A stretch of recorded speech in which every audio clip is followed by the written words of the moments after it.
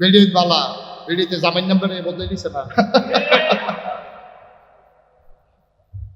বেড়িয়ে তো জামার নাম বদলাইছে ঠিক কিনা কও নাকি মানুষ রইছিলি বেড়া আমরা কি মানুষ রইছিলি কি আর ওয়াজ লাভ কি ওয়াজ করিয়া মুসলমান লম্বা কথা না রে ভাই আমরা শেষের দিকে চলে যাব আল্লাহর ভয় আর একটু জানবো কারে ভয় আবু বকর সিদ্দিক ওনার ইন্তেকাল হয়ে গেল ইসলামের দ্বিতীয় খলিফা হয়ে গেলেন হযরত ওমর বিন খাত্তাব হযরত ওমর রাদিয়াল্লাহু তাআলা ইসলামের দ্বিতীয় খলিফা আল্লাহর ভয় দেখেন কারে ভয় উনি খলিফা হইয়াছে রে বইয়ে বইয়ে কাঁদতে আছে ওনার ছেলে আব্দুল্লাহ ইবনে ওমর ওনারা ডাক দেব বাবা কান্দেন কে কই পুত্রে আমি যে খলিফা হইলাম অর্ধেকটা পৃথিবীর আমি প্রেসিডেন্ট আমার দেশের ভিতরে যদি একটা কুত্তা একটা কুকুর যদি না খেয়ে মারা যায় আল্লাহ যদি আমার ডাক দিয়ে জিগায় আমি কি জবাব দেবো আল্লাহর কাছে এই ভয়ে কাঁদতে আছে সুবহানাল্লাহ বলবেন না ছেলে আব্দুল্লাহ ইবনে ওমর ডাক দেব বাবা যেই মানুষের মনের ভিতরে এত ভয় আছে তারে আল্লাহ আটকাবে না সুবহানাল্লাহ কয় না এই যে ভাই এই যে গোলাপি রঙের পাঞ্জাবি এই যে ভাই বসে বসে হ্যাঁ সাই উঠটা দেখি কিছু কয়নি সিফা দিয়ে বলেছে কিছু কয়নি আমিন কয় না জোরে কয় না ছেলে কি কয় বাপের সান্ত্বনা দেয় বাবা আপনার মতো মানুষ আটকাবেন না আপনার যে চিন্তা আপনি আটকাবেন হযরত আব্দুল্লাহ ওমর চোখের পানি তার শুকায় না উনি চিন্তা করলেন আমি ঘোষণা দিলেন মসজিদ নববীতে দাঁড়াইয়া আমার দেশের ভিতরে না খেয়ে কেউ থাকবে না আর যদি কেউ না খেয়ে থাকে আমার উমরের মুখে খাবার যাবে না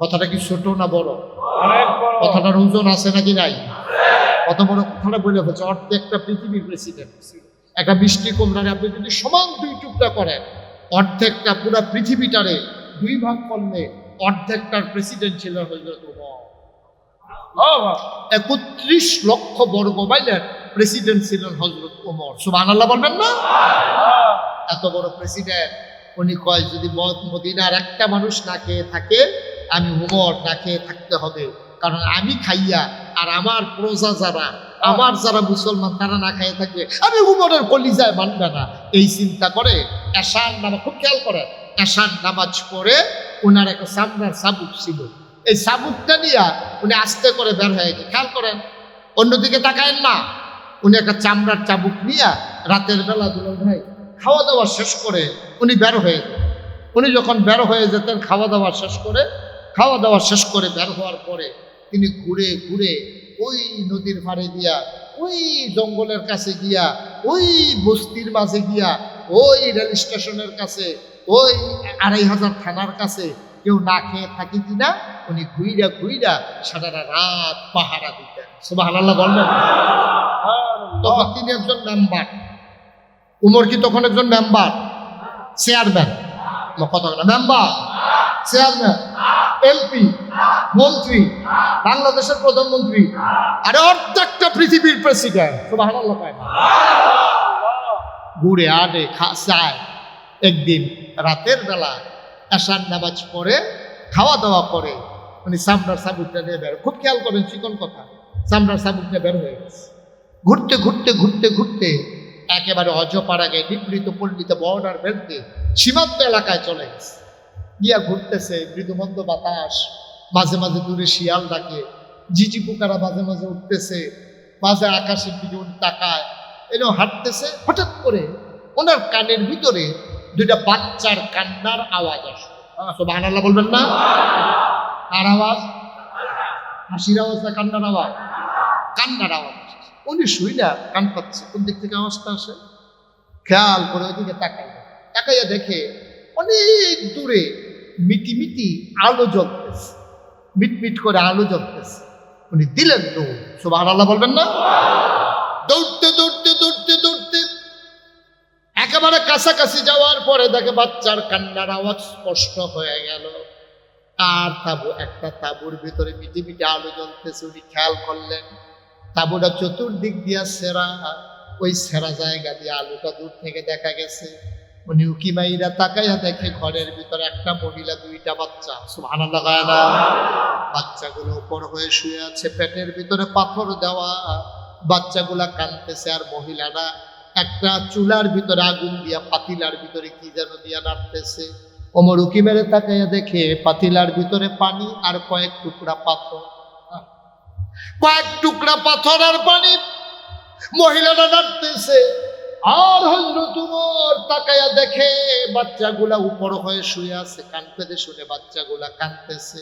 কি কয়?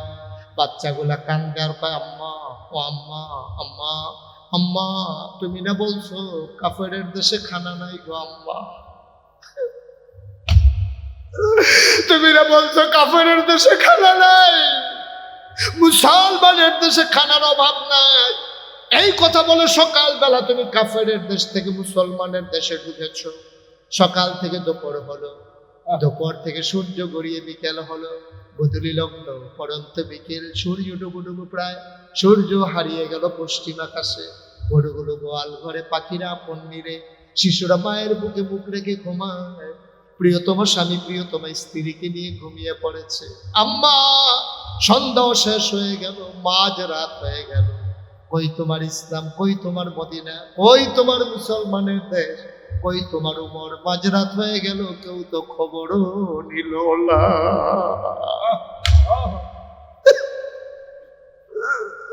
কেউ তো খবরও নিল না।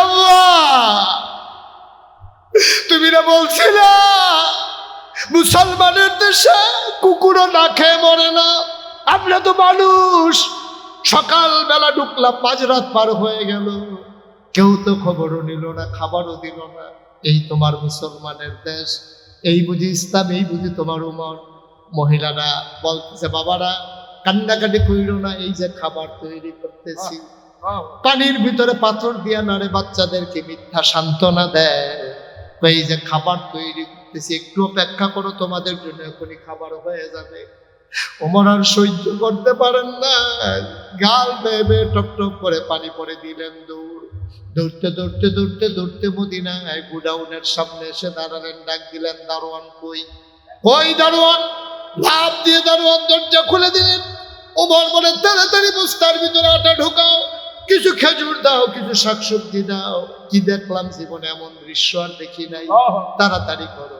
আটা দেওয়া হলো, খেজুর দেওয়া হলো, সবজি দেওয়া হলো। বলল, বস্তার মুখ বেঁধে দাও। বস্তার মুখ বেঁধে দেওয়া হলো। ওমর তাকায়া দেখে দুইজন কর্মচারী পিছনে এসে দাঁড়িয়ে আছে। ওমর কয়, তোমরা কারা? কয়, আমরা রাষ্ট্রের কর্মচারী। কয়, কেন দাঁড়িয়ে আছো?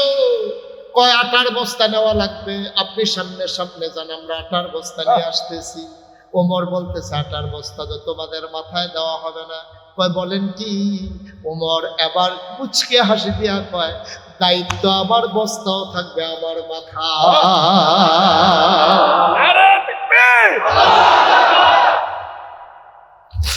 দায়িত্ব আমার, বস্তা আমার মাথায় দাও। কর্মচারীরা বলে, আমরা রিজাইন দেবো, চাকরি করবো না। আপনি যদি বস্তা নিয়ে ঘুরেন, আমাদের চাকরি করার দরকার কি? ওমর ডাক দেয়া কয়, বস্তা নেওয়ার বুঝি বড় শখ?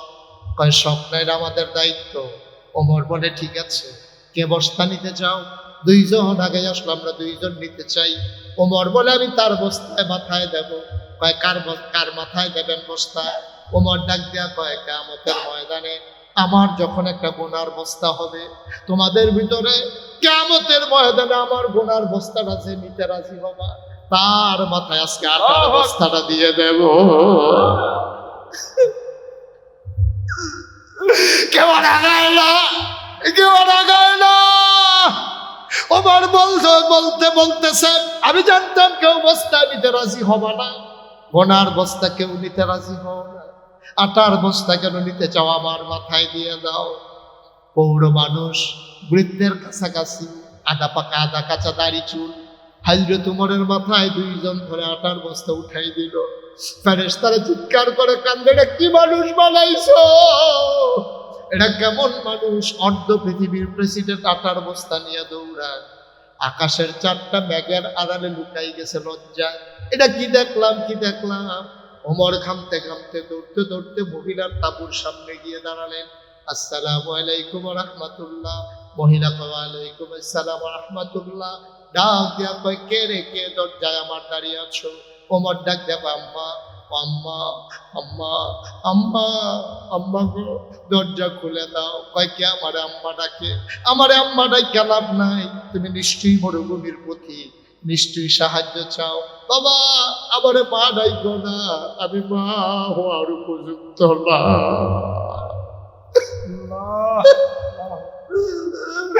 আমার মা ডাইকো না, আমি কিশোর মা। আমি জন্ম দেওয়া বাচ্চাদেরকে 3 দিন হয় খাবার দিতে পারি না, আমি কিসের মা? আমারে মা ডাইকো না। বাবা তুমি অন্য দরজায় দেখো, আমি গরিব মানুষ, তুমি মন খারাপ করো না। আমার ঘরে কিচ্ছু নাই তোমারে দেওয়ার জন্য, তুমি চলে যাও। কোন এক সময় আইসো, তোমাকে আমি আদর করে খাওয়াই দেব।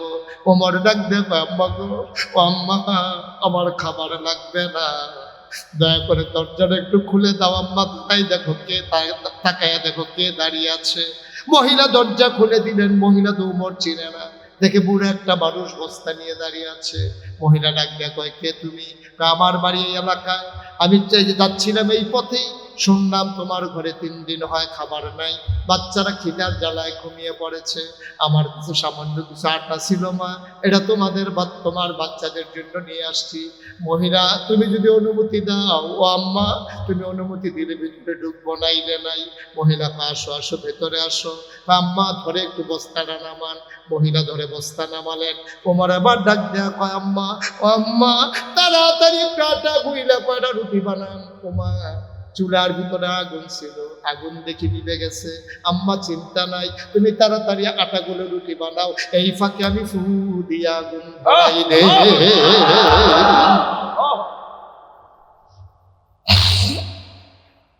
মহিলা রুটি বানায়। অর্ধ পৃথিবীর প্রেসিডেন্ট, আমিরুল মুমিনিন, খলিফাতুল মুসলিমিন, জান্নাতের সুসংবাদ প্রাপ্ত দ্বিতীয় মানুষ, যার ব্যাপারে নবীজি বলেছেন আনা খাতামুন নাবিয়্যিন লা নাবিয়্যা বা'দি, আমি হলাম সর্বশেষ নবী, আমার পরে নবী নাই। আমার পরে যদি নবী থাকতো, আমার পরে আমার উমর আমার পরে নবী হইতো। ওই উমর ডাক দেয়া কয় আম্মা গো তুমি রুটি বানাও, তুমি ফু দিয়ে আগুন ধরাই দেই। ইতিহাস সাক্ষী দেয় উমর ফু দিয়ে আগুন ধরাই দেয়। মহিলা রুটিগুলা বানাইয়া উমরের হাতে দেয়। ওমর খোলার ভিতরে দিয়া রুটিগুলা সেঁকতেছে। রুটি 2টা বানানো হয়ে গেল। ওমর ডাক দেয়া কয় আম্মা অনুমতি দিলে ভাইদেরকে ডাইকে উঠাইতাম, আমার ছেলেরা খায় নাই, তাড়াতাড়ি উঠাও। আবার ওমর তাদেরকে উঠালেন। খেজুর ছিঁড়ে ছিঁড়ে বিচিটা ফালাইয়া টুকরা রুটির ভিতরে খেজুর দিয়া ওমর বাচ্চাদের মুখে দেয়। ওমর কয় আমি লুকমা নেই একটা, মুখ চলে আসে 2টা, একটা মুখের ধাক্কা দিয়ে আর একটা মুখের খাবার দেই। কোনো মানুষ খাবারের জন্য এমন কারাকারি করতে পারে আমি না দেখলে বিশ্বাস করতাম না। মহিলারা আমার তাকায় বারবার, চোখের মাঝে মাঝে আর চোখে ওই লোকটার দিকে তাকায়, তাকাইয়া দেখে বুড়া মানুষটা বাচ্চাদের মুখে রুটি দেয় আর গাল বেয়ে টপ টপ করে পানি পড়ে। ওমরের চোখের পানি দিয়ে দাড়ি ভিজে গেছে, বুকের পাঞ্জাবি ভিজে গেছে। ওমর রুটি খাওয়ায় আর কাঁদতেছে।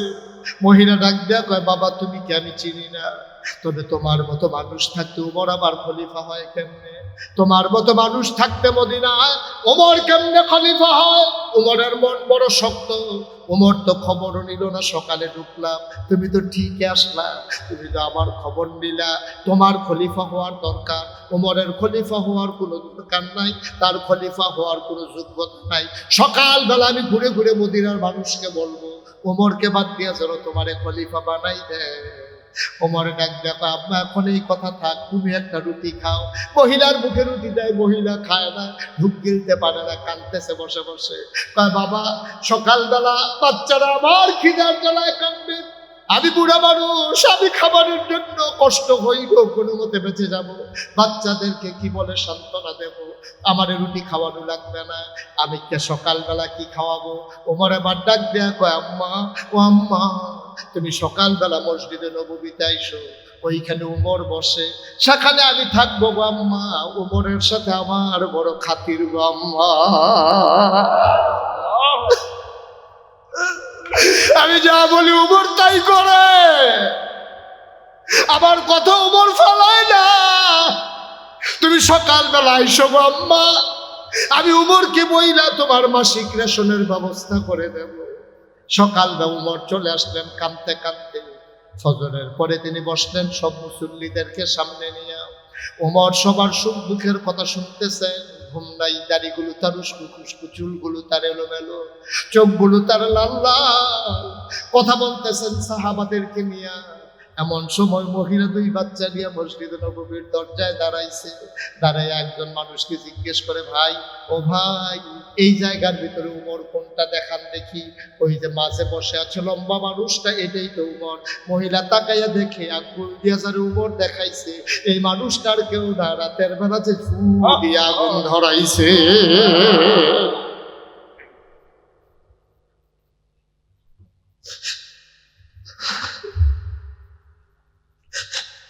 মহিলা ভয় পেয়ে গেছে,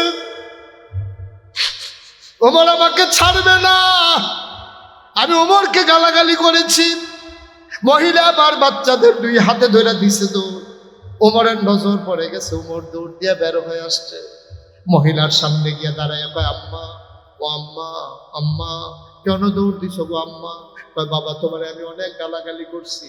ওমরের হাতে চামড়ার চাবুকটা ছিল। ওমর ডাক দেয়, আম্মা এই নাও চামড়ার চাবুক, পিটাইতে মন চাইলে পিটাও, গালি দিতে মন চাইলে আরো গালি দাও,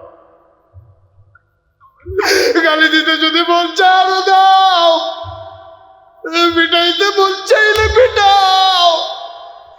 আম্মা তোমার কাছে আমার একটা অনুরোধ, আম্মা পিটাও, ইচ্ছা মতো পিটাও, গালি দিতে মন চাইলে গালি দাও। তোমার কাছে বড় জোরে আমার মিনতি, কিয়ামতের ময়দানে তুমি আম্মা ওই আল্লাহর সামনে আমি উমরকে আসামি বানাইও না। আল্লাহর ভয়, মুসলমানের নাম হইল আল্লাহর ভয়। চিন্তা করে দেখো তোমার কলিজার ভিতরে ভয় পয়দা হয়েছে কিনা, তোমার কলিজায় ভয় আছে কি? কত মানুষ তোমার সমাজে না খেয়ে ঘুরে, কত মানুষ তোমার সমাজে না খেয়ে ঘুরে, কত মানুষ শীতের রাতের বেলা একটা কম্বল পায় না, কত মানুষ চিকিৎসা হয় না, কত ছোট বাচ্চারা লেখাপড়া করতে পারে না।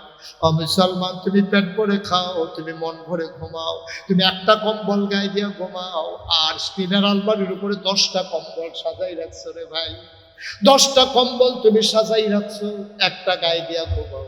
তোমার সমাজে কি এমন কোন মানুষ নাই যে মানুষটা শীতের জ্বালায় ঘুমাইতে পারে না? এমন কোন ভিখারিনী মহিলা কি নাই যার পেটের ভিতরে খাবার যায় না? তুমি তোমার বাচ্চারে ধমক দিয়া খাওয়াও, খাইবি না কেন? বমি করে আবার খাওয়াও। আর এমনও বাচ্চা আছে, আম্মা আম্মা আম্মা কোন খাবার দাও, মা খাবার দিতে পারে না।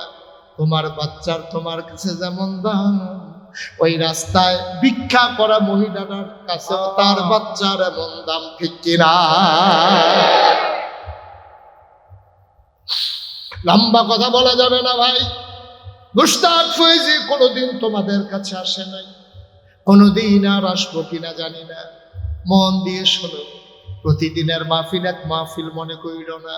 33 বছর মুশতাক ফয়েজী মাহফিল করি, মাহফিলে কদম দিলে মাহফিলটার ওজন বুঝি।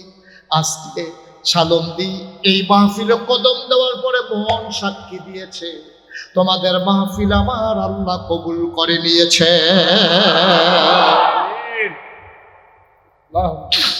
একটা লোক আমরা উঠবো না, একটা লোক আমরা যাব না। তুমি মাহফিলের ওজন বুঝো নাই, তুমি মনে করছো মাহফিল মানে হচ্ছে মাইক, মাহফিল মানে হচ্ছে হুজুর, মাহফিল মানে হচ্ছে কতক্ষণ কথা শোনা। তুমি মাহফিলের ওজন বুঝো নাই। মাহফিলের ওজন বুঝছে তোমার আব্বা যারে তুমি কবরে শোয়াইছো। মাহফিলের ওজন বুঝছে দুলাল ভাইয়ের আব্বা। আমি কিতাবে পেয়েছি, মানুষটা যখন মারা যায়, যখন এলাকায় কোনো দোয়ার মজলিস বসে যায়, রুহানি হালাতে মাহফিলের চতুর্দিক দিয়ে এসে দাঁড়াই যায়। সুবহানাল্লাহ কয় না? তুমিও দেখো না, আমিও দেখি না, দেখে ফেরেশতারা। ফেরেশতারা কয় কি গো তুমি এখানে এসে দাঁড়াইছো কেন? কিও তুমি ভাই এখানে তোমার কি? তোমার ফুতে তো দুনিয়াতে আছে, তোমার ছেলে তো মাহফিলে আইছে, তোমার কাজ কি? ওই লোকটা শাহ আলম ভাইয়ের আব্বা কি কয় জানো নাকি? ডাক দেয়া কয় ফেরেশতা রে, ও ফেরেশতা আমারে তারাই দিও না। ও শাহ দুলাল ভাইয়ের আব্বা ডাক দিয়া কয় ও ফেরেশতারা আমারে তারাই দিও না। এই মাহফিলের ভিতরে লাগাইশের পিসা বুজুর আইছে, আমার ফুতেও লগে দিয়া বইয়া রইছে। আমার কবরে যে কি কষ্ট তোমরা তো জানো না। আমি ছেলের দোয়া নিতে আসছি, দোয়া লইয়া গিয়া দেখতাম চাই আমার ছেলের দোয়ায় আমার কবর জান্নাত হইছে নি। আমি জানি না কার আব্বা নাই, আমি জানি না কার আম্মা নাই, সবার আব্বা আম্মার জন্য আমরা দোয়া করব। একটা লোক নড়বেন না, উঠবেন না, যারা দাঁড়িয়ে আছেন বাইরে দাঁড়িয়ে থাকবেন। আমি যখন দোয়া করে দেব তখন যাবেন। এক নাম্বার একটা লোক আমার দরকার, হুজুর দোয়া করে দেন। আব্বা দুনিয়াতে নাই, আম্মা দুনিয়াতে নাই, আল্লাহ অনেক দিছে। আজকে যদি অসুস্থ হইয়া পা ডাক দিত, 5 লক্ষ টাকার চিকিৎসা লাগলো না করাইয়া পারতাম না। ও ভাই, তোমার আম্মা সিল্লাম দিলে তুমি 5 লাখ টাকা দিয়া চিকিৎসা করাইতা। তোমার আম্মাই দি কবরে শুইয়া তোমারে ডাকে, তুমি কেন আল্লাহর ঘর মসজিদে 1 লক্ষ টাকা দিতে পারলা না? সুবহানাল্লাহ বলবেন না? আল্লাহর নবী কয় মান বানা লিল্লাহি মাসজিদান বানাল্লাহু লাহু বাইতান ফিল জান্নাহ। যে দুনিয়ার ভিতরে মসজিদ বানাবে, আল্লাহ বলে জান্নাতে তার জন্য ঘর বানাবে। আমার আব্বার কবর যেন জান্নাত হয়, আমার আম্মার কবর যেন জান্নাত হয়। হুজুর দোয়া করে দেন। টাকা দিয়ে কি করব? আব্বা রেখে যাওয়া জমিন চাষ করে খাই, আব্বার উঠানো ঘরে ঘুমাই। আব্বায় জমিন দিয়া গেছে, দাম ছিল কত, এখন দাম হইছে কত, কোটি কোটি টাকার মালিক হইলাম। আব্বার কবর যেন জান্নাত হয়, এই আশায় আব্বার কবর জান্নাত যেন হয়ে যায়, এই নিয়তে আল্লাহর ঘর মসজিদের জন্য হুজুর আমি দিয়ে দেব 1 লক্ষ টাকা। একটা লোক আমার দরকার আছে, 1 লক্ষ টাকা একটা লোক আমার লাগবে। আল্লাহ যেন কবুল করে।